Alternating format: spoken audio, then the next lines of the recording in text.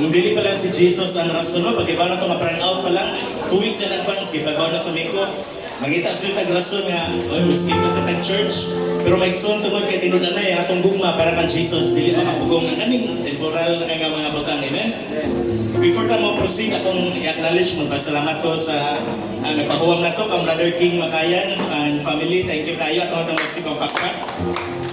Mahimong posible na, mahimong audible, mahimong adunggan ang atong mga pagkanta, ang word. Thankful po kayo ni Ray sa ilang pamilya, sa SEDA, sa kaning live, sa powerbank, maong pagpadong siguro ninyo ni Ray, ito mo kapag na run out, maong naka-full banta, atong hatigan mga si Pampakpak. Thank you kayo, Ray, and Ani.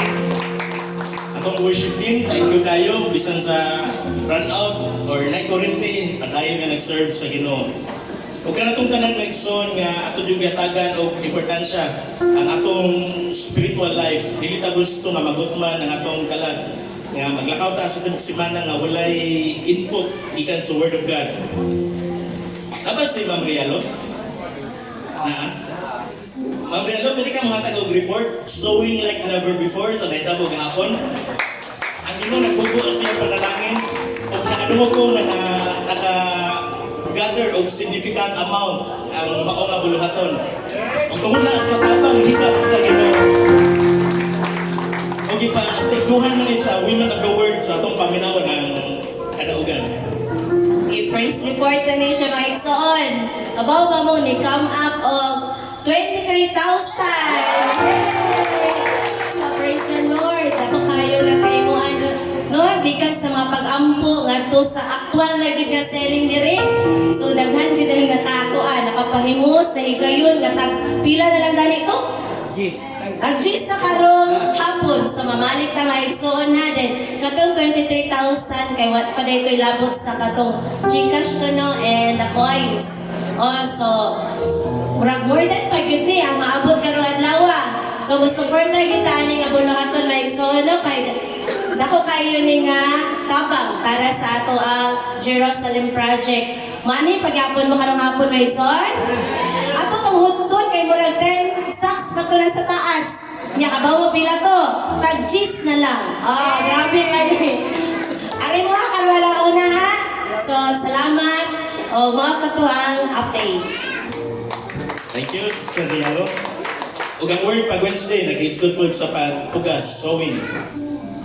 Ako pong i-announce na tanan mga jump pros, God of Glory, itawag na to Jammers Professional na amoy meeting ay ang core na ay meeting karong alas 3 ato sa upper room. O katong mga jump pros nga wala na apil sa meeting kay standby lang mo kay naay dakong pagabuhaton ng Ginoo sa inyong age level. Diri sa God of Glory, itawag ni Jam Pros, pero nikawas ninyo, tawagan mo og young professionals. So Jam ra og ang young may nakalain. Karong kabuntagon mag-isgot sa libro sa Philippians nga gikuhan ni gikan sa Greek city to which nga i-address ni Paul ang maong nga letter. Specifically sa Philippi, nganong city of Philip man ang tawag ani. Kay mauni ang papa ni Alexander the Great. Dapat mga ang Jam Juniors, Jam Kids dapat dire karon yo gipasaka sa SAS. Man na to kung walay klase kay brand out pero medyo akwanta dito sila dito kay sama na to ay kurinti init dito. Familiar mo na Alexander the Great nakadungog mo na sa salida sa libro. Kung mo ni giname after ang Philippi. Kung mo ni ang first town sa Macedonia where Paul established a church. Si Paul, Alexander, Paul, si Pablo, wala din kayo nag-rotation sila.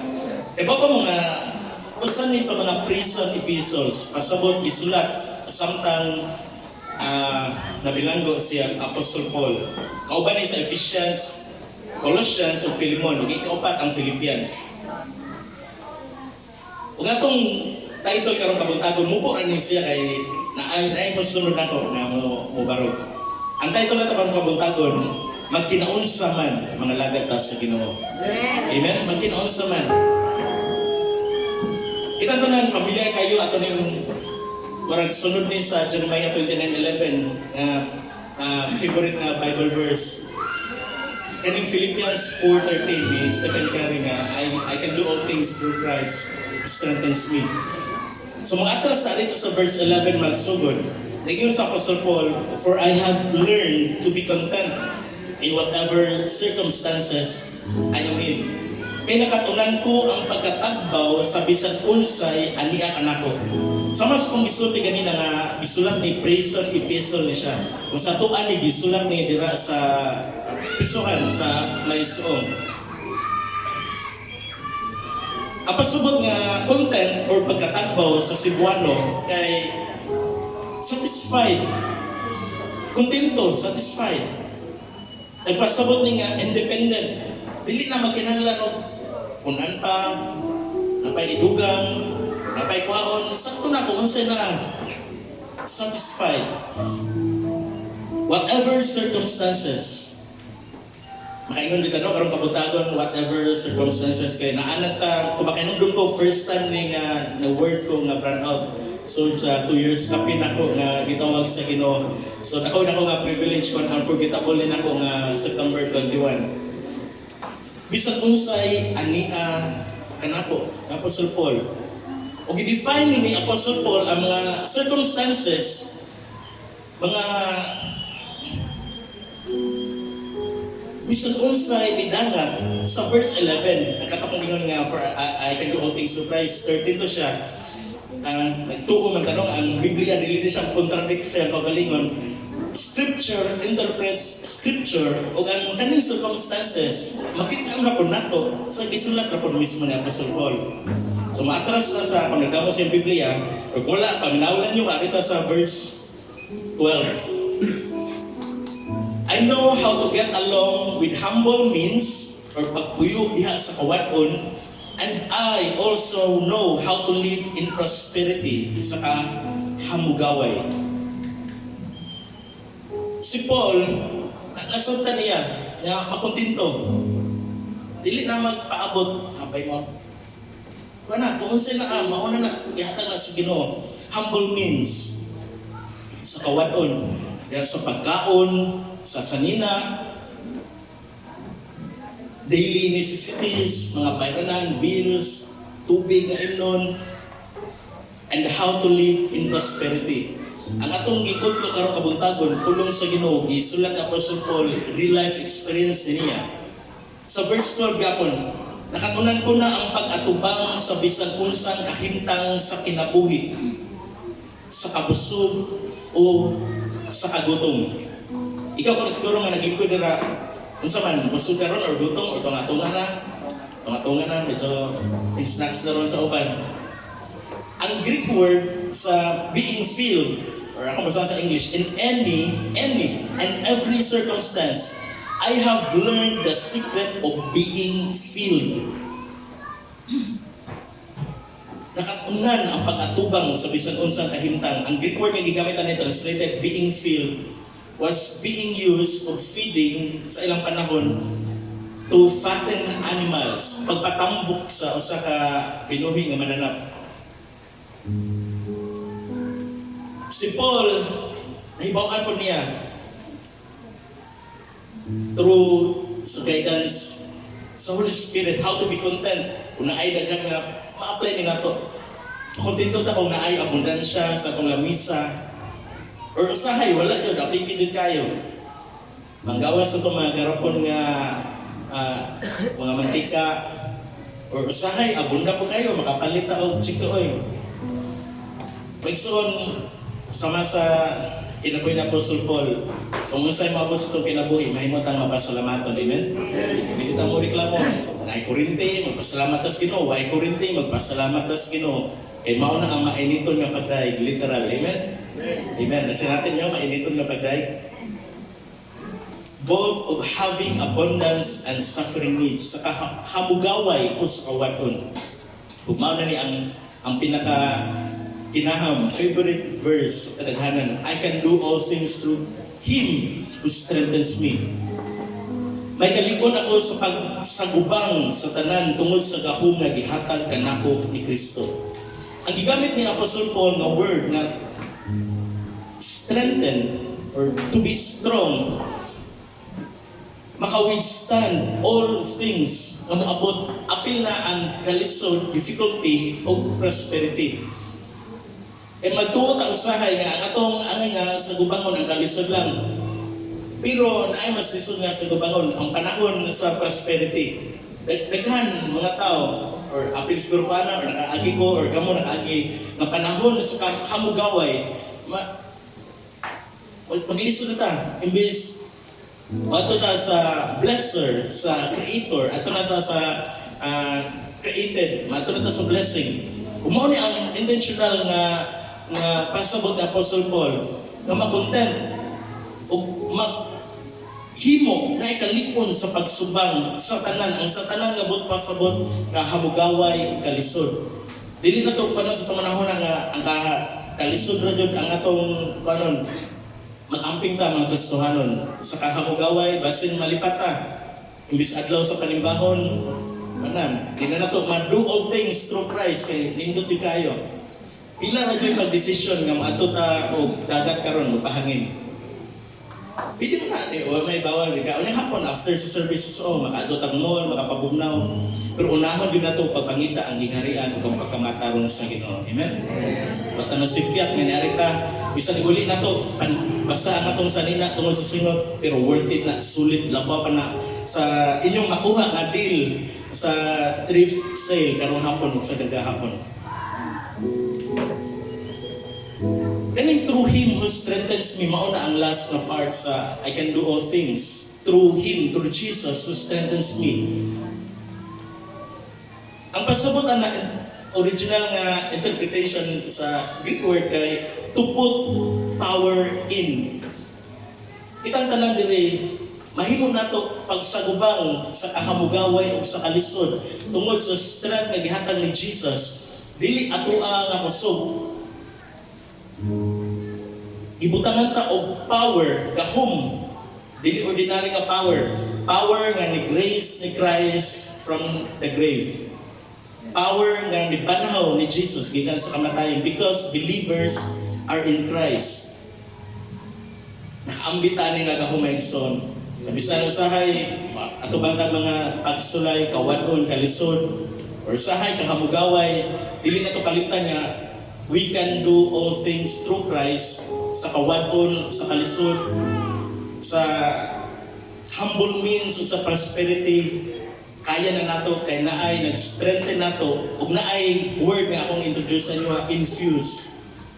Ang infuse kay mo na katong gisulti na ibutangan ta og power. Kung si Iron Man ko, di ba naman to siya ay marag flashlight dire. Mao to'y naghatag niya og power nga makasurvive. Sa to ba Iron Man? Kasi nga Spider-Man, right?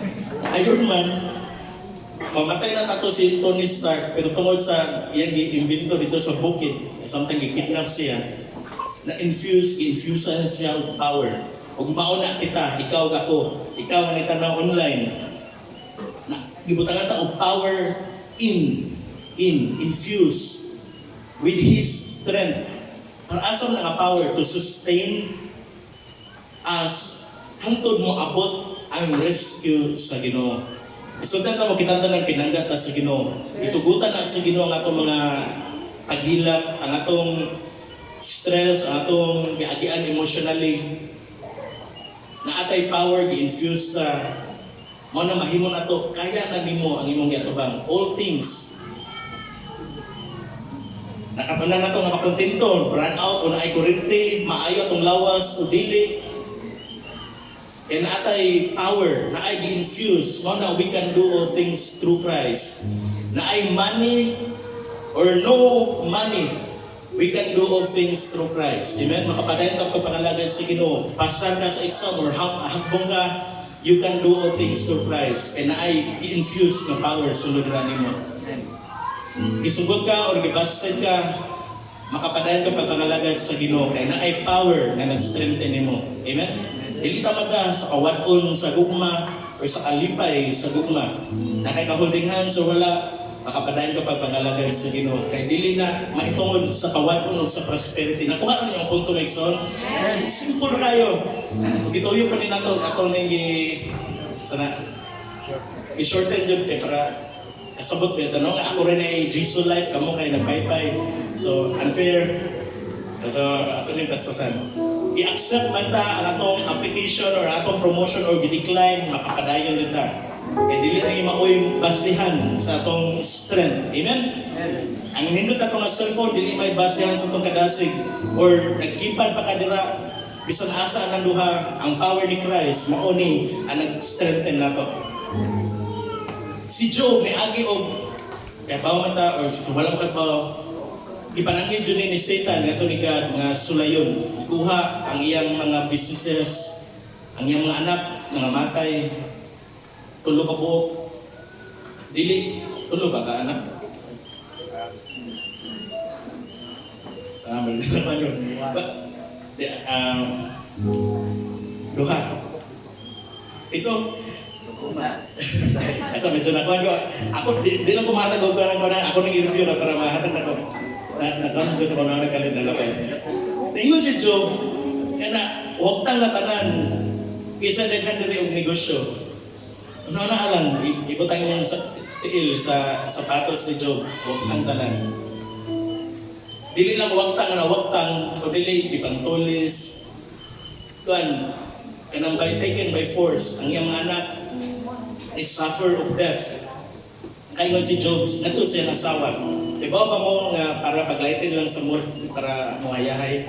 O nakapangutana nga na wag tang niya negosyo, ang iyang mga anak, pero ang iyang asawa nagpabilin. Ipabilin dun sa ginumana, mga banang, pagkaon na ito itong asawa.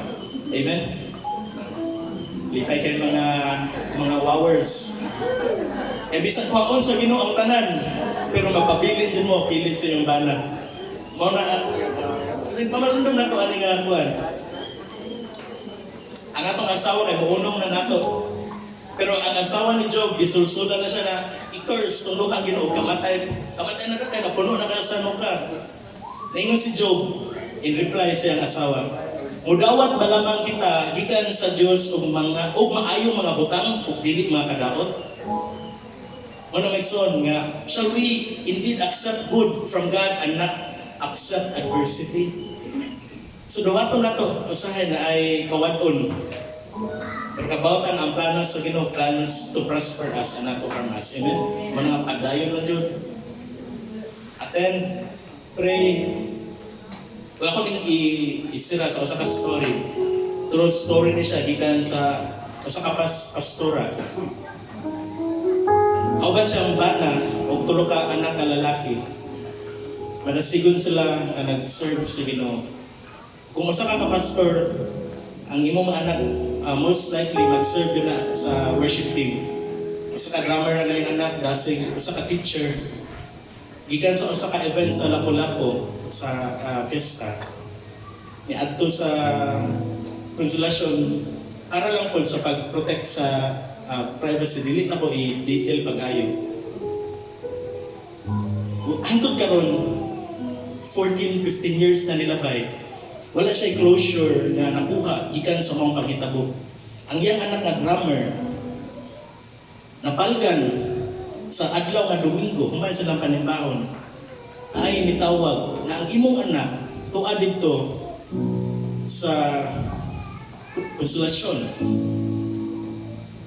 Ang iyang bakos, nasa iyang liog, gisumpay sa kadina sa Erop. Di man ninyo, hantod karon walay closure. Walay closure. Naay nang gawas na article sa news, na police report. Pero wala, nagtuloy sila nga cover up na by foul play. Dasig ang iyang anak. Ang mao nga pastora, kaban siyang bana pastor, dasig. After 2 years, isunod, namatay ang bana, gatake. Nakapunta na siya sa Ginoo, Lord, ganun, sama ni Job. Nga, gikuan ta na, dili pa ka ayang tanang anak na pa siya ipanaybilin. As a result, ang iyang usa ka anak pa Job na usa ka puro sila lalaki. Dili nakaako pag sun sa simbahan kay mato niya. Every time mo sun siya sa pultahan. Kakita niya sa drums, makuan siya.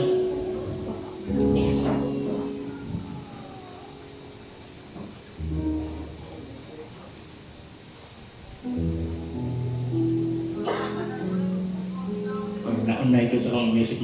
Is it? Padayon. Actually, nagsulba ko, why doon sa kuna-una na nag-story na ako, may mo ko emotional, pero... Okay? Pero, katong nag-outing ni Ama Pastor sa Badjan, dili lang outing akong gipangita, kundi Lord, kanang ay something gani nga kahilak mo karon. Ako something nga gipangita pa nga mo spark gani mo rekindle sa akong pagpangalagad sa Ginoo kay. So tata mo dili assurance nga bisan pastor ka nga dasi ka permi. So mo takakaw kamo makadili rehirata ninyo dili mo superhuman dili ko sa Iron Man nga akong gisulti ganina. Kaya ko sa Ginoo, Lord, kauban ko mga pastor, pero gusto ko mga revelation, karang nagani power nga something nga akong gipangita nga missing nga atong gumura. Enjoy me dito, nindot kayo ang view gikan sa Badjan, likod na sa Dalaget, ang Osmeña Peak. Klaro kayo dito ang peak, nga habog yung kayo, nindot kayo ang peak. Maligumig spring, bugnaw kayo ang tubig. Pag uli na mo, ito po mawala napakya sa akong panita. Pero samtang nagbiyahe mi, 4 ka oras pabalik diri sa Cebu City, mauni akong nadunggan nga real life nga story nga gi-share sa usa ka pastor. Usa ka pastora kahit ni paano naman yung bana. Ato karon ang usa na lang niya ka anak ang nag-support niya sa ministry. Ang utang niyang bana ikuha yan anak sa dili matugkad nga kasakit sa usa ka inahan. Pero resulti siya na nakapadayon sa pagpangalagad sa Ginoo tungod sa strength nga gihatag ni Jesus nila. Kasi pagkadamo binyo ganina sa infuse nga power no reglight ra kayo. Pero kung kita na sa actual makapan kita nga nakapadayon kita tungod sa gahom sa Ginoo. Amen. Kung walay power nga gikan sa sulod, pagtanaw lang ta sa prosperity nga kompleto tong pamilya, what if makulang na, nag-outing ninyo, kuwang na, nanay pakantiyo sa kalikuranan, di na ba rin nakapadayon pagpangalagad sa Ginoo? Sumoto siya magsun, magkinaon sa man, abundansya, o nata sa kawadon, mangalagad ta sa Ginoo. Karong kabuntagon, nalagod kayo ginatong natagag club offering. Akong yatag ang panahon kang Brother Fred pag-share siyang mubong at testimony. Mahitungod po sa pagpalihok ang gahom, ang power ni Christ na nag-work within Brother Fred. So atong i-welcome Brother Fred Jenna.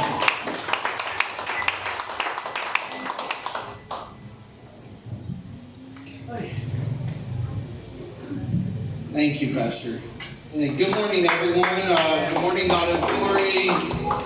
Today, I'm Fred Jenna. I'm Jessa Jenna's husband, little Fred's dad. So I'm up here today because God touched my life. God shared a story, gave me a story to share with you, and hopefully this will help your life and your prosperity too. So today I'm going to share this with you. This story is not my own story. This story is God's story in my life. I will tell you about pain. I will tell you about hope, and I will tell you about how God helped change me. The main point of this story is how God can take us from war to worship, from brokenness to healing. And my testimony is actually called From War to Worship. All right, so as a young man, I was, as most children in this ministry I know could do, they come to church. They're told by the parents, go to church, learn about Jesus. Jesus will change you. And you'll meet friends too. You'll meet lifelong friends.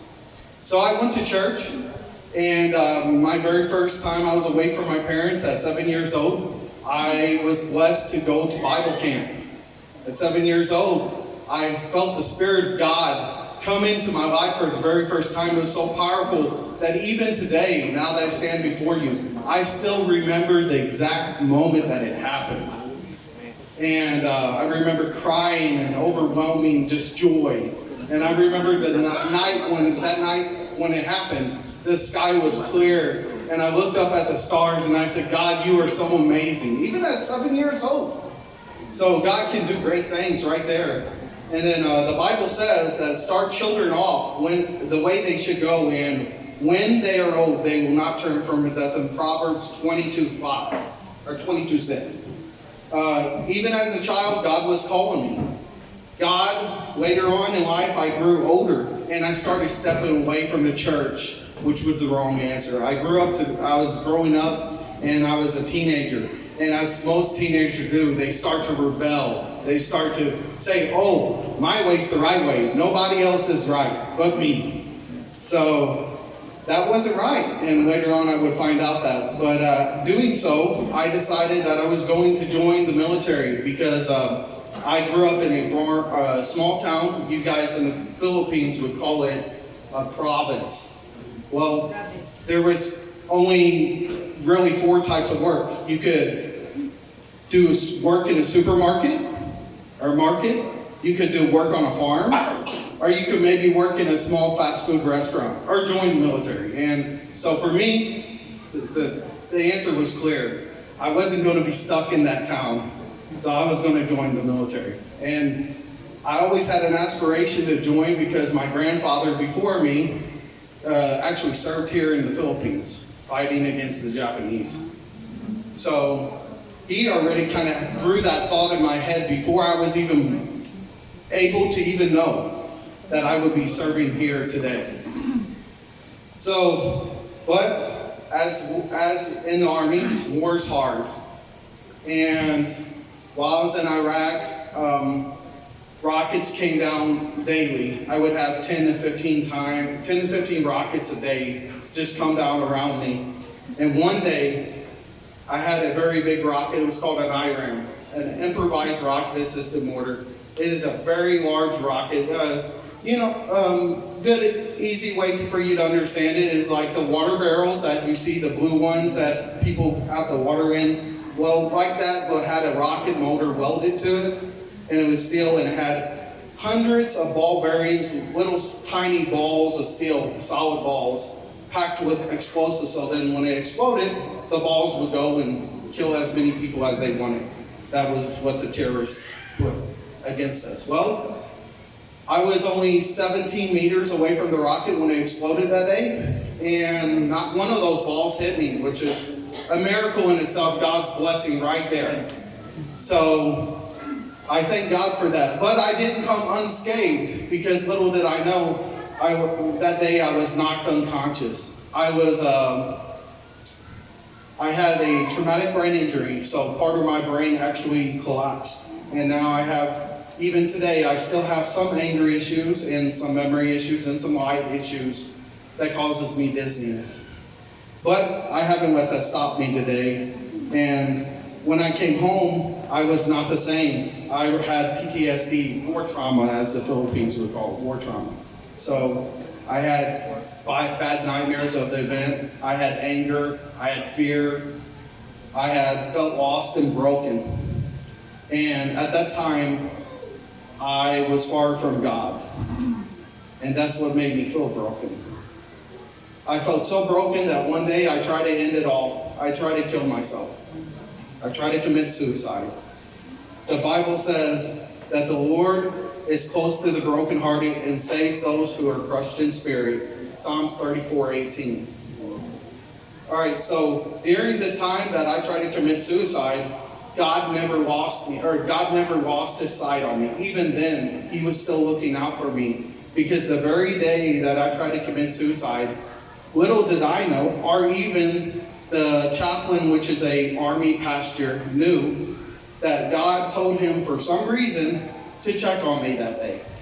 So he went to my house that I was renting, and he knocked on the door. He didn't get an answer. He was knocking. Didn't get no answer. And so he saw a curtain that was just a little bit out of the way. He peeked inside and he saw furniture laying on the ground.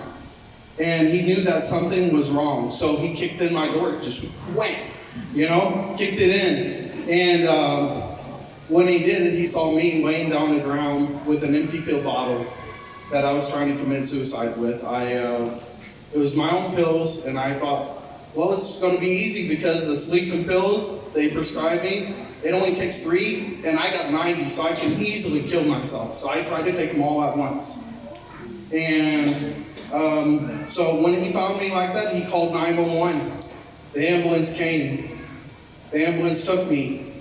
And I don't remember any of this. I was all asleep. So all I remember is what he told me. The ambulance came, took me, took him in the ambulance because he didn't want to leave my side. When we got to the hospital, they pumped my stomach with a special machine that gets all the pills out of your stomach. And then they gave me some injection from some other medicine that would counteract those drugs that was in my bloodstream. Saved my life. So then after that happened, I woke up 3 days later and the pastor had told me, he said, I never left your side. There was actually a CR inside my room where they kept me. He says, all I did was go to the bathroom, come right back. He said, my wife delivered me meals. I've been up here for 3 days praying over you. And the prayer that I had was that, Lord, please don't let this young man go. His story ain't over. And today I tell you that your story ain't over. That your story is just beginning, and where God leads you today is just the beginning part where he will lead you into the future. All right, so then, at that point, the pastor gave me a book. For the very first time in my life, the pastor gave me a Bible. And I've never had received a Bible in my life. And I told the pastor, I'm not really good with reading. I have an attention span like a fly, so I don't know if this is going to work. And he says, well, I'm going to help you out. He says, most people start at the beginning. Don't start at the beginning. He said, I want you to read the book of John. He says, that's going to teach you something else. And it taught me about Jesus. So I'm thankful for him today. I still remember that. And then God gave me another book, another gift after that. I was still lost and still broken at that point, but I was starting to heal because of God. God gave me my beautiful wife, Jessa. And she's been such a blessing. She's a strong Christian woman. She's the very definition of what the Bible speaks about when they're talking about what a wife should be. She's loved me when I was broken. She prayed for me constantly, even though I didn't deserve the prayers. And then even that, she stayed with me. And one day, we got married. And it was the most magical day of my life. I still remember it. I tell her all the time I don't remember, but I do. And then we had our beautiful son, Fred, which he's another gift from God. The boy is beyond blessed with years. He knows more Bible stories than me. So, but my life was not even easy even then. The struggles of PTSD came into our marriage. It hurt our marriage. Sometimes I hurt the person I truly love the most, my wife. But God didn't let us go even then. Through counseling, through prayer, through our family, through support of our church family, here and abroad, we have both church families. They prayed for us, and they gave us counsel, and we slowly started beginning to heal. And not just heal, we started to prosper. God started to rebuild what was broken. He took my shame and gave me hope. He took what I thought was meant to hurt me and turned it into something good. Today, I'm not perfect, but I'm a new man in Christ. The Bible says, if anyone is in Christ, the new creation has come, the old is gone, the new is here.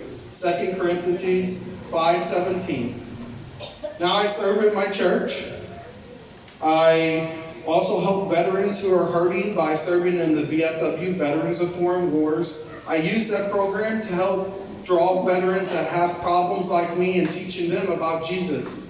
Because when I first got back, no one really did that for me. So what did I do? I went to a bar, I got drunk. I'd used alcohol to heal. But alcohol just makes it worse. The only one that heals is Jesus.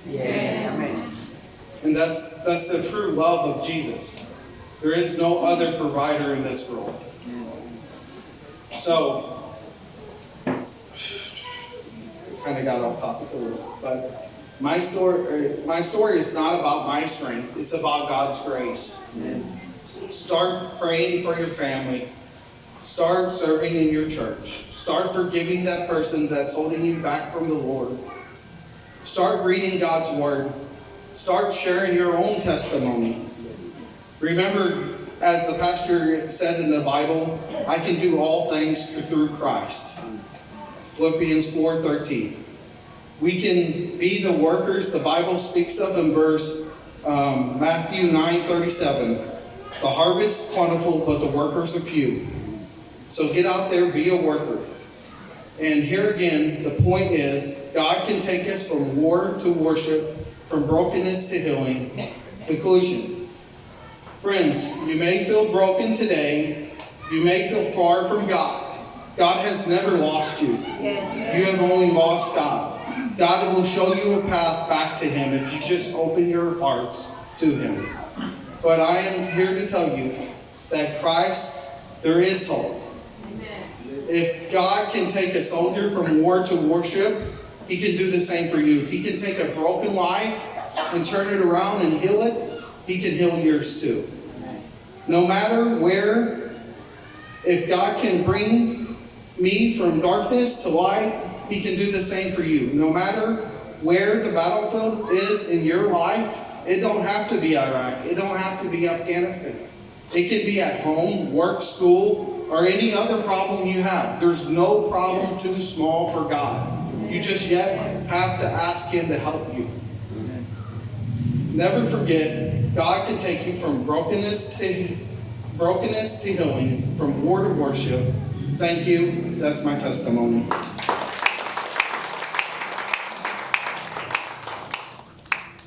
Amen. Your story ain't over yet. Amen. Wala pa naman ang story sa itong kinabuhi. Dili pa ni mo ending. Kung medyo bildi taron, dili pa na mo ending. Ako maganyo manindot na may son.